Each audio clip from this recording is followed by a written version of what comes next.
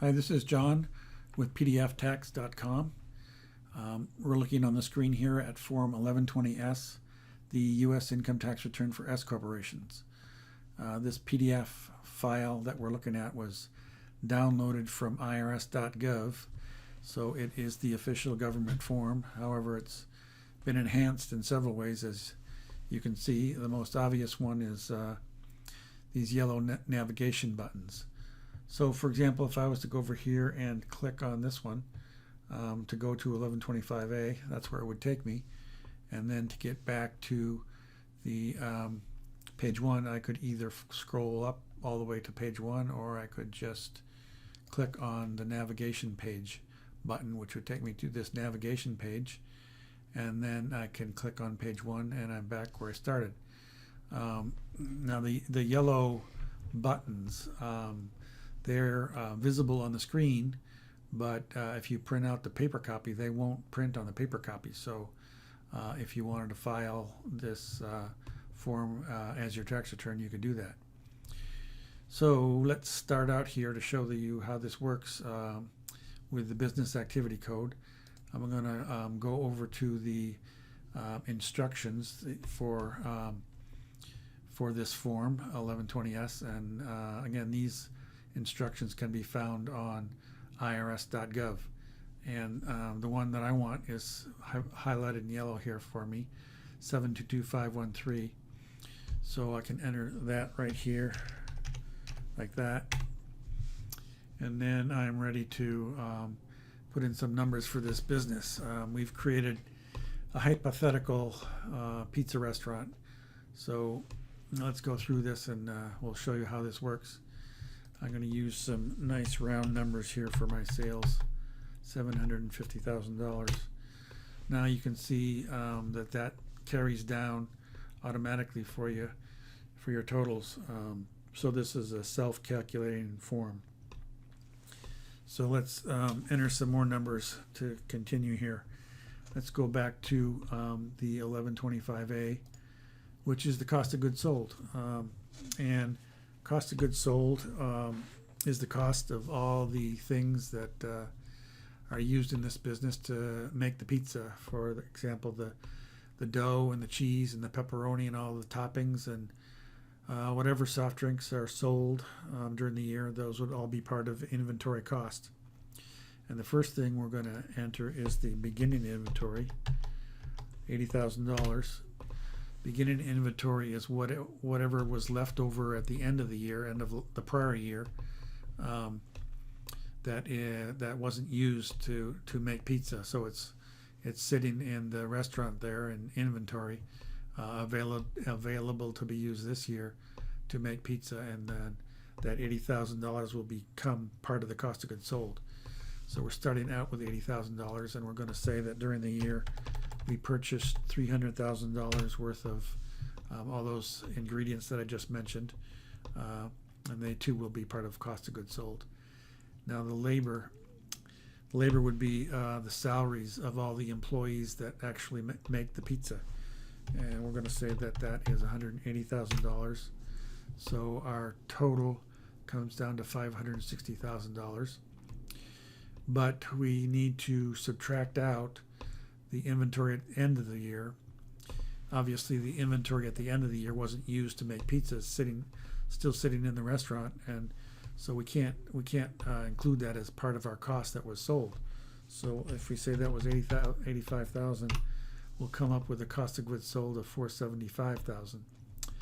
A couple other items on this form that we need to deal with are, how was this inventory valued? The easiest way to do that would be just to say it was valued at cost. In other words, just the cost of whatever the price was when it was purchased, and so we're going to check that box right there. A couple other items that don't really apply to this business are here, so we'll just check those no. Then we'll go back to the navigation page and get back to page 1 like that, and then we want to enter some other cost. On line 7, we'll start with the salaries of the officers. For example, the president of the company, let's say that he earned $85,000. Now we have some other salaries here. So these salaries would be people or employees that don't work on making the pizza, so their salary would not be part of cost of goods sold, but they might be people that work at the front desk that take orders, or maybe the people that the employees that deliver the pizza. And let's say that is $20,000. Then on line 11, we're going to enter some rent. We're going to make the assumption that the building that this business is in is rented. So let's say that was $60,000. And on line 16, we're going to have some advertising expense of $10,000. So we finish with a nice round number of ordinary business income on line 21. We have $100,000. So that gives us a pretty good start for this tax return. Now let's go ahead and look at page 2 of 1120S. First question asks us to select a accounting method. Since we're using inventories, the appropriate method would be the accrual method. If it wasn't for that, we could probably use cash, but inventories require us to use accrual. And the business code came down for us from the first page that we entered, and then our product or services restaurant, so we typed that in. There's a series of questions here that really, most of them don't apply to this tax return, so I've gone ahead and checked them no. And let's go down here. You can see all these are no. But let's take a look at question 10, which says that if both of these conditions apply, then you're not required to file these schedules, Schedule L and Schedule M1. And the conditions are that the receipts for the year need to be less than $250,000, and the total assets also need to be less than $250,000. So we've done a little computation here, and as you know, the total receipts were $750,000. So that means this question has to be checked no, and that happens automatically for you because we know how much receipts we've got. So that means we're going to need to do Schedule L and Schedule M, and we'll do that just a little bit later. Let's scroll down a little bit further to page 3. So the ordinary income here of $100,000, you might remember on page 1, line 21, was $100,000, and that's come down for us right there. And we're going to say that this company has a bank account where they earn some interest, and we're going to say that they've got $2,000 of interest. So that's pretty much all we need to do for page 3. And page 4 is Schedule L. You remember we just said a minute ago that we were required to do this page 4 because of the fact that our receipts are more than $250,000. So let's go ahead and make up some numbers for our balance sheet here on page 4, Schedule L. And we'll say that we have a beginning cash balance of $70,000 using nice round numbers again, and inventories of, you remember from 1125A, our beginning inventory was $80,000. So that goes right here. So total assets are $150,000. And of course, liabilities and shareholder equity need to equal $150,000 to keep everything in balance. And so let's say that we have accounts payable of $90,000. And then we have capital stock of $10,000 on line 22, like that.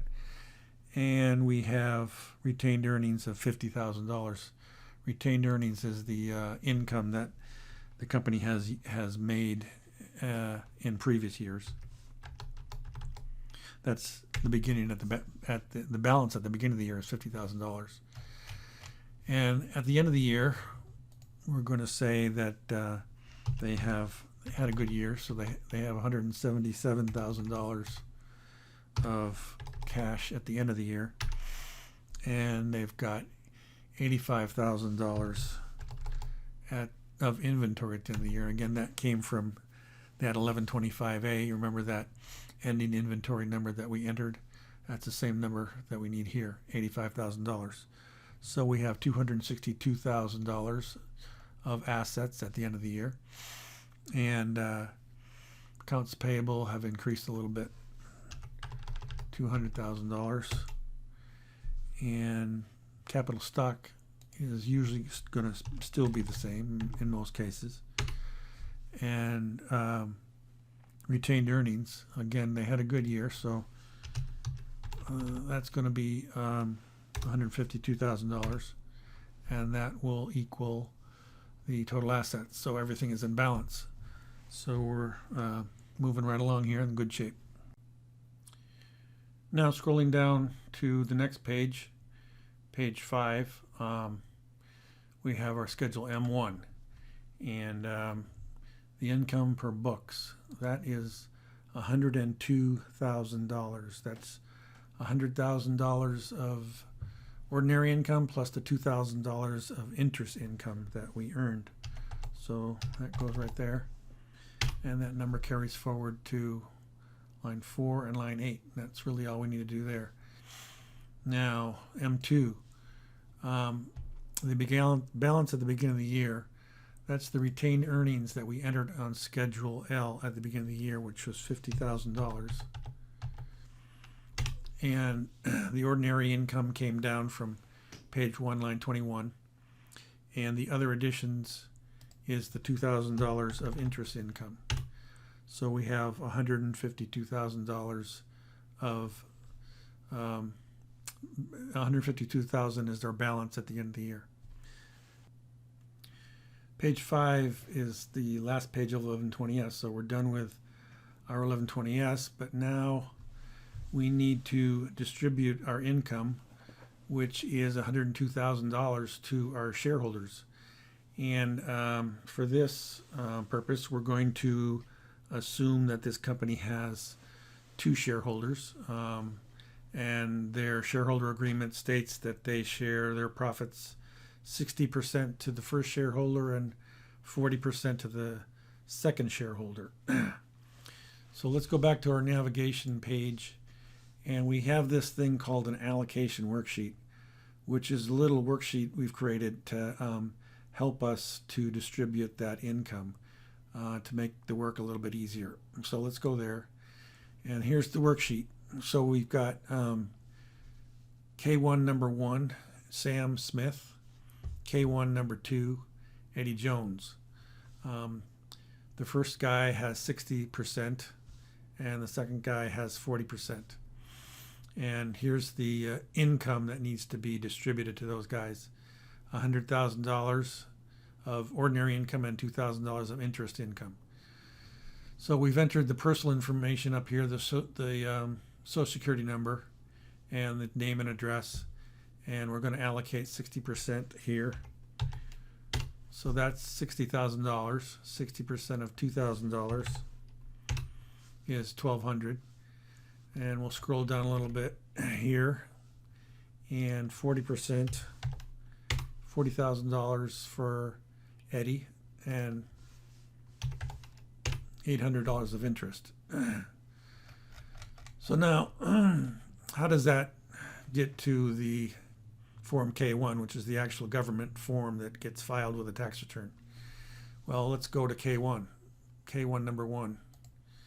Now, here's K-1 number 1. This is the actual government form, which you can file with your tax return. We've got our navigation buttons on here, but other than that, it's the same form that you would send to the IRS. And you can see that a lot of the information, most of the information here that you need here came down from the page 1, the corporate ID, the name of the company, and this is the information that we entered on that allocation worksheet, the name, address, and ID, and the percentage of stock is 60%.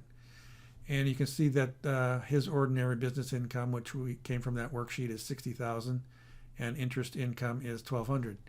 And if we scroll down to the second K-1, we have pretty much the same thing, except he has $40,000 and he has $800 of interest income. So that's how those K-1 forms work, and everything is on this allocation worksheet, which is pretty useful.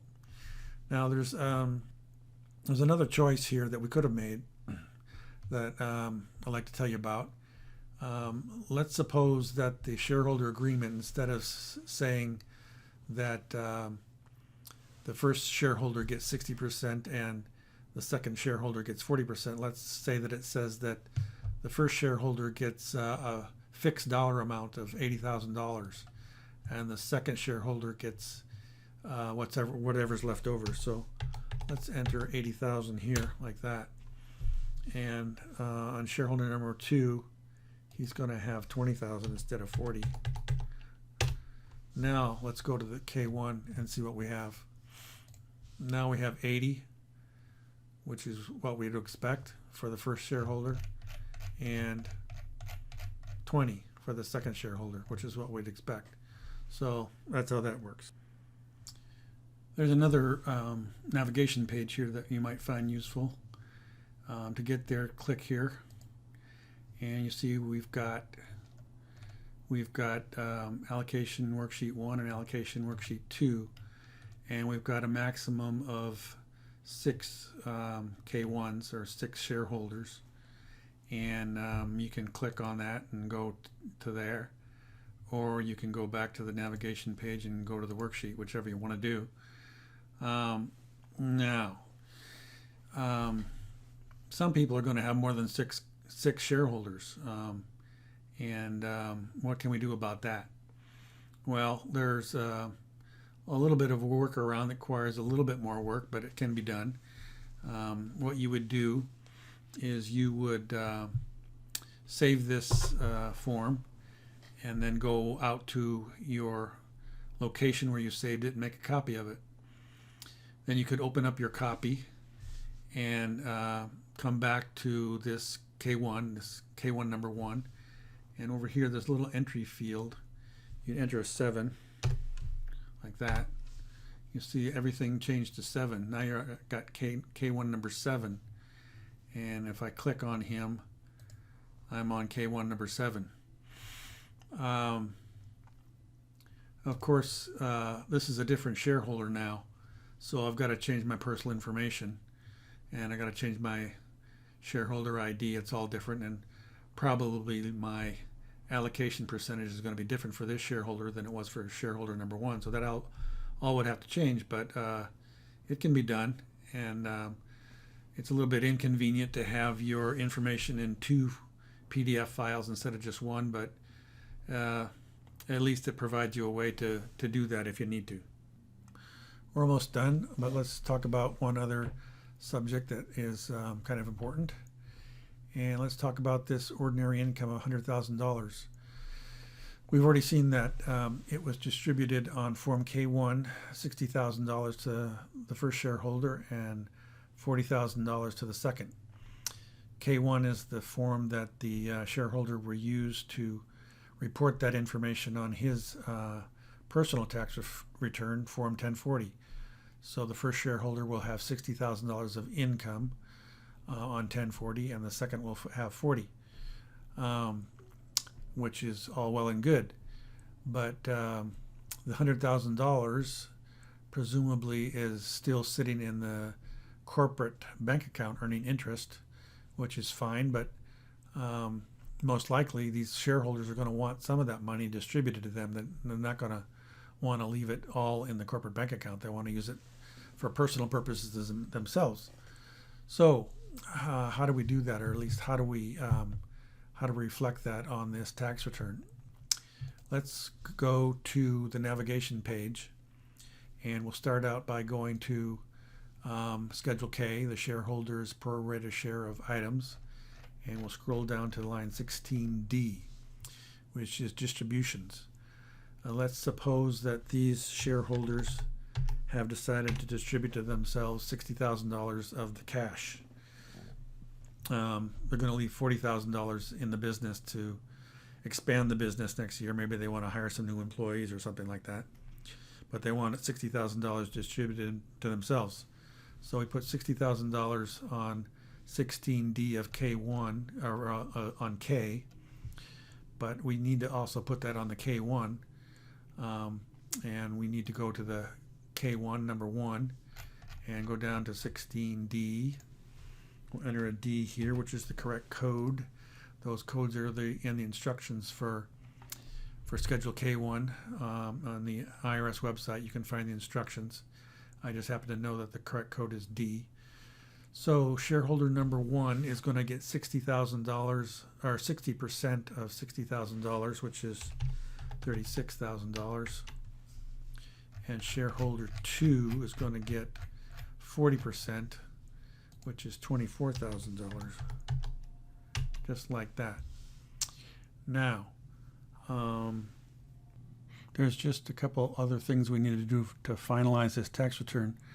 So we've just taken $60,000 out of the bank account and distributed it to our shareholders. So we need to reflect that on the balance sheet.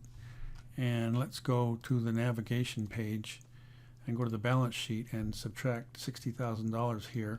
So it leaves us with 117, and then our total assets are 202, and that puts us out of balance. So we need to fix that. Let's go to back to our Schedule M2 on page 5, and we'll put our distribution here on line 7, $60,000, leaving us 92 at the end of the year, which is what we want. Take us back to our balance sheet, put in 92.